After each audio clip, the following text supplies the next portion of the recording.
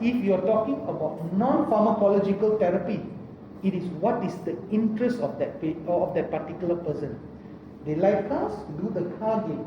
They like cards, do the card game. They like music, go ahead. Find creative and innovative ways. But the most important thing is to share. What I've shared with you is what I know. But I have patients who come to me and say, Doc, my mother loves gardening. She loves gardening and she loves planting this particular plant. So what I do is, every 1 week, I get a new small plant and I tell her to plant. My neighbors want to plant. I said, never mind, let's try and help them. We go and do something. So that is in her particular interest. Some of them, they love to go fishing. How do you actually help memory with fishing? Simple. As Alice was telling me, let them put the hook on. Let them put the line on. I always believe that if the activity is not going to endanger them or endanger anyone around them, allow them to do it. For example, my mom, she used to drive from Ipoh to Parit Bunta and back those days. I don't think that I will let her do that these days, but right now she has taken our local helper to get her Phomema checkup done in a local clinic. I said, please go ahead. The reason is, once they do that, you must remember, part of helping dementia is basically to give them happiness, because it releases happy hormones. I mean, in a very simple way of saying, it releases happy hormones. And that itself actually cures whatever, you see, it's a neuron disease where one goes to the other, one goes to the other. They are all, it's like a wire. And if there is a defect in that wire, things like this can happen in a certain portion of the brain. It's when dementia happens.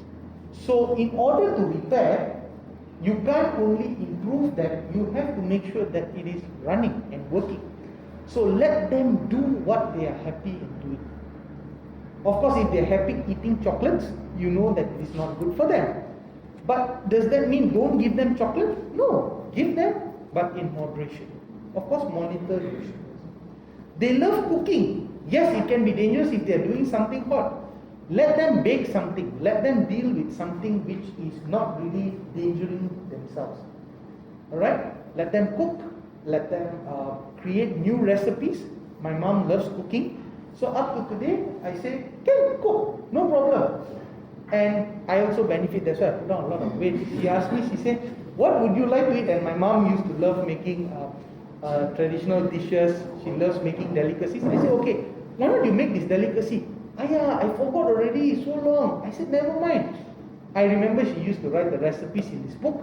So I said, Mom, you see? And then, you tell her, okay, you have written this, pour this first, pour that first. After the second or third ingredient, she said, yeah, the next one is this, the next one is this.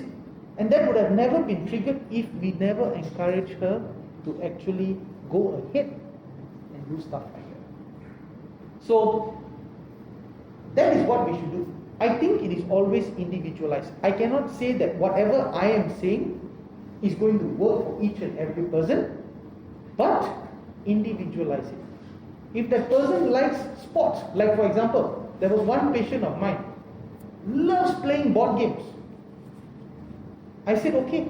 So the doctor sat down with her and said, let's play chess. And chess is not easy to play because you need to know how the pieces move. Different pieces move different way. After the second or third time in succession days, she came and told me, Doc, my mom knows how to move the rook already. Again. So it's individualized. May not work for somebody who loves playing hockey. Something a bit different.